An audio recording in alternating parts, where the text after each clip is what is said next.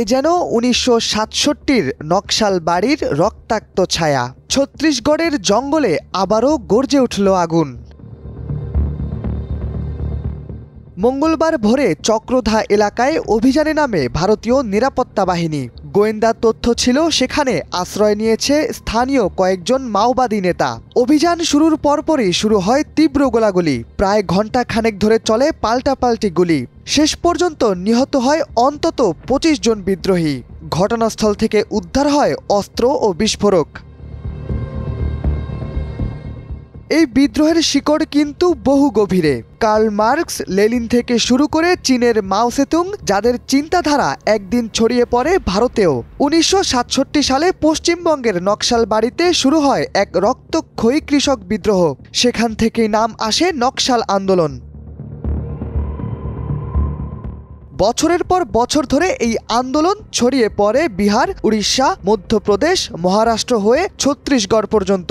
কখনো রাজনৈতিক দাবিতে, কখনো অস্ত্র হাতে এই বিদ্রোহ যেন থামছেই না। ২০০০ দশকের মাঝামাঝি সময় পর্যন্ত ভারতের ১/৩ এলাকা ছিল মাওবাদীদের দখলে। তারা ছিল অদৃশ্য শত্রু। চোরাগোপ্তা হামলা, রেললাইন ধ্বংস, পুলিশ ঘাঁটিতে হামলা, যে কোনো কিছু ঘটাতে সক্ষম। সরকারি তথ্য অনুযায়ী গত কয়েক দশকে এই বিদ্রোহে প্রাণ গেছে ১২,০০০ মানুষের। পুঁজিবাদী রাষ্ট্র ব্যবস্থা বলে ধনীরা আরও ধনী হবে, আর সাম্যবাদী চিন্তাধারা বলে রাষ্ট্রের প্রতিটি নাগরিক একসাথে সামগ্রিক উন্নতির দিকে এগিয়ে যাবে। পুঁজিবাদী রাষ্ট্র ব্যবস্থাকে হটিয়ে যারা নতুন সাম্যবাদী পৃথিবী গড়তে চেয়েছিলেন, তাদের মধ্যে উল্লেখযোগ্য হল কার্ল মার্কস ও ভ্লাদিমির লেনিন। দ্বিতীয় বিশ্বযুদ্ধের পরেও কিছু দেশে তাদের তৈরি দর্শন জারি ছিল।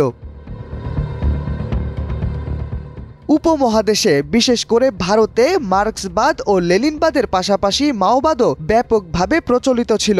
পুঁজিবাদী বা বুর্জোয়াদের থামাতে তারা ক্ষতির পথ বেছে নিয়েছিল।